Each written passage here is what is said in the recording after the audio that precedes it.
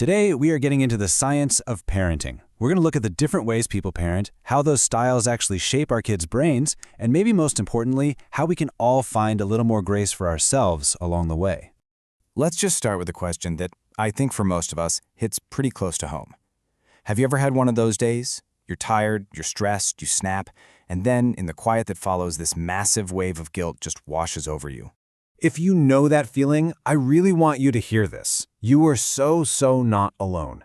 That one moment does not define you as a parent. So let's just take a breath, park that guilt to the side for a few minutes, and actually dive into what the science has to say. So, to help us make sense of all this, psychologists came up with a really useful framework. It basically breaks parenting down into 4 main styles, and just understanding this can be a total game changer. Okay, so check out this grid. It looks a little academic, but it's super simple. Basically, you can map out parenting on 2 scales. First, you've got warmth, how responsive and affectionate you are. That's the up and down axis. Then you've got demands, the rules, the structure. That's the side-to-side axis. And where these 2 things intersect, well, that's where we find the 4 styles. First up, we have the authoritarian style. You can think of this as the drill sergeant. It's all about high demands, lots of rules, but not a lot of warmth. Communication? It's pretty much a one-way street. You know the classic line? Because I said so. End of discussion. Now, on the complete opposite end of the spectrum is permissive parenting. This is the friend parent. They're super high on warmth, tons of love and affection, but really low on demands. There are very few rules, and often it's just about keeping the peace and avoiding any kind of conflict. Then you've got the uninvolved style. And this is pretty much what it sounds like, a hands-off approach. It's low on warmth and low on demands. The parent provides the basics, food, a roof over their head, but they're emotionally distant. There's just not much connection or communication happening. And that brings us to our 4th style, authoritative parenting. And listen closely, it's authoritative, not authoritarian. It's a huge difference. This one is often called the gold standard because it combines the best of both worlds, high demands and high warmth. These parents have clear rules and high expectations, but they also explain the why behind them. They're warm, they listen, and they balance that structure with a ton of support. Okay, so we've got these 4 styles. But so what? Does it really matter which one you lean into? Well, the research is crystal clear. Yes, it absolutely matters. And we're not just talking about behavior. These styles can actually shape the physical development of your child's brain. And you can see the difference in outcomes right here. On the left, kids raised in that warm but firm, authoritative home, they tend to do really well. They're more self-reliant, they handle social situations better. Now compare that to kids from a strictly authoritarian environment. They might obey, sure, but they often struggle more with things like aggression or shyness or just plain low self-esteem. And one of the biggest reasons for this difference comes down to something called co-regulation. It's such a powerful idea. So picture this, your child is totally overwhelmed by a big feeling, anger, sadness, whatever. Their brain literally can't calm itself down yet.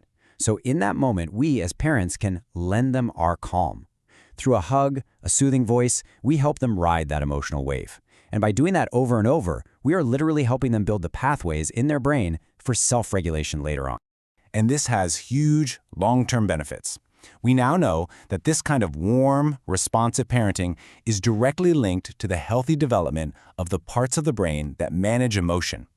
This can actually build a kind of buffer, protecting them against things like anxiety and depression when they're adults. On the flip side, a pattern of harshness can do the opposite. Studies show it can actually change the brain's wiring. Specifically, it can weaken the connection between the prefrontal cortex, that's our logical decision-making brain, and the amygdala, which is our emotional alarm system. When that connection isn't strong, it's harder to manage emotions and can put a kid at a higher risk for anxiety. Okay, I know hearing all of that science can feel really heavy. It can feel like a lot of pressure. So let's just pause here and shift gears. Let's talk about grace. Because the goal is never, ever perfection. It's just progress. I want you to just let this one sink in for a second. Read it, and then read it again. It's so important to remember. There is no such thing as a perfect parent. Nobody gets it right 100% of the time. Nobody. And this is maybe the most important point of all. When scientists study harsh parenting, they're not talking about you having a bad day and raising your voice. They're talking about a consistent overall pattern of behavior. It's the difference between the climate and the weather. One single moment one rainy day, does not define your parenting. It's the overall climate of your home that matters. So what's the path forward? Well, the good news is it's incredibly hopeful. First, the brain is plastic. I mean, how amazing is that? It means it's never too late to change and build new connections. And because of that, when there's a rupture in your relationship, when you yell, when you make a mistake, you can always repair it. And that repair, that moment of coming back together with warmth, that is an incredibly powerful buffer for our kids. So really, it all comes down to adopting a growth mindset for yourself as a parent. This isn't a test you pass or fail. It's a skill you practice. You're learning, you're growing, right alongside your kids. And that brings us right here to this final thought. It's not about being a perfect parent tomorrow. It's just about today. It's about the small moments. So I'll leave you with this simple question. How will you find one small moment to repair and connect today?